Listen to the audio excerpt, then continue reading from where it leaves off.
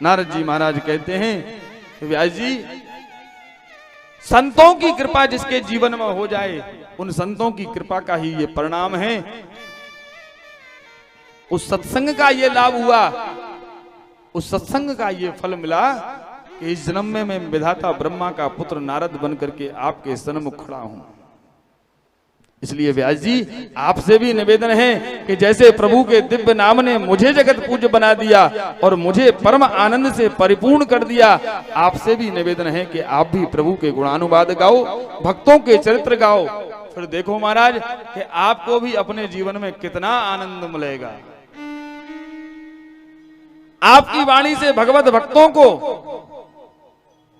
भगवान के रसिकों को कितना आनंद प्राप्त होगा। नारद जी महाराज कहते हैं व्यास जी, प्रादेश मात्रम भवतः प्रदर्शितम। महाराज, मैंने आपको संकेत कर दिया है, अब आगे क्या करना है आप स्वयं समझदार हैं। इतना कहकर के देवर्षि नारद जी महाराज व्यास जी महाराज के सामने से अंतर ध्यान हो गए। बोलो भक्त वत्सल भगवान की जय। और अब मानो व्यास जी महाराज को अपने जीवन की कमी का बोध हो गया, समझ गए। तो श्री व्यास जी महाराज को आज संकेत करने के उपरांत नारद जी महाराज अंतर ध्यान हो गए और आज व्यास जी महाराज को अपने जीवन की भूल का अनुभव हो गया। तुरंत सावधान हुए और सीधे सरस्वती मैया का जहां से उद्गम स्थल है, व्यास जी महाराज के आश्रम के निकट से ही सरस्वती मैया का निकलना होता है। तो सरस्वती मैया के पावन जल में जाकर के डुबकी लगाई और जैसे ही आज सरस्वती के जल में डुबकी लगाई, श्री व्यास जी महाराज ने मानो संपूर्ण श्रीमद् भागवत का ज्ञान उनके हृदय में प्रकट हो गया। ब्रह्म नद्याम सरस्वत्याम आश्रमः पश्चिमे तटे सम्याप्रास इति प्रोक्त ऋषीणाम सत्रवर्धनः।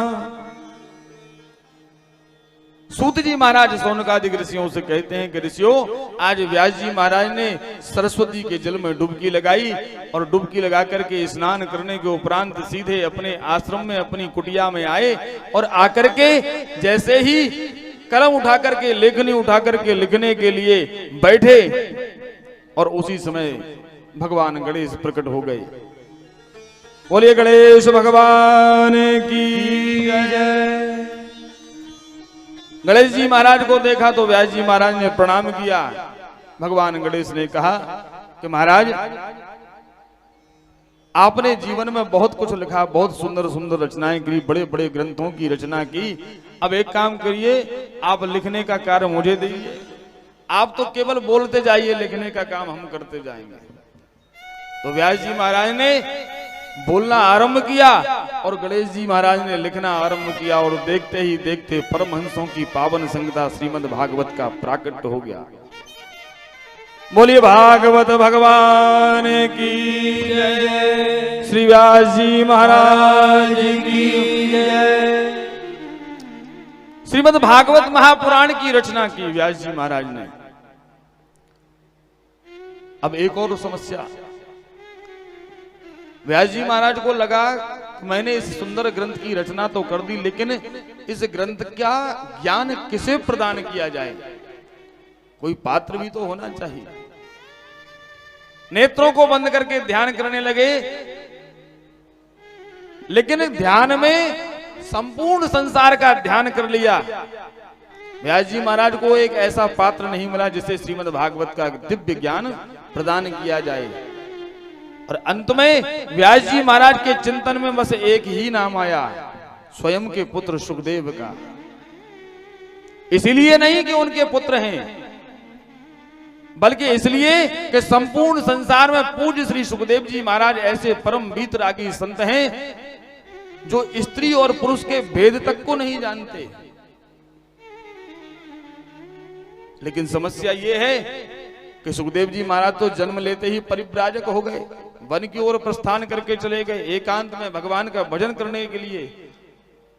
और जब तक सुखदेव जी महाराज लौट करके आएंगे नहीं, तो ये ज्ञान व्यास जी महाराज सुखदेव जी महाराज को प्रदान कैसे करेंगे? तो व्यास जी महाराज ने एक बड़ी सुंदर योजना बनाई। अपने कुछ चुने हुए शिष्यों को बुलाया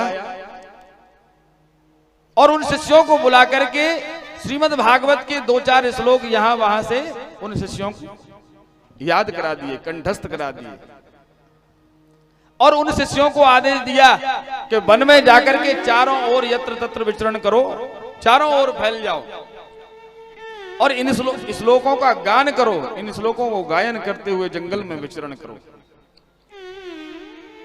व्यास जी महाराज के शिष्य चारों ओर जंगल में फैल गए और उन श्लोकों का गायन करते हुए जंगल में यत्र तत्र विचरण कर रहे थे। अचानक एक शिष्य उस स्थान पर जा पहुंचा जिस स्थान पर पूज्य श्री सुखदेव जी महाराज ब्रह्म की समाधि लगाए हुए विराजमान थे।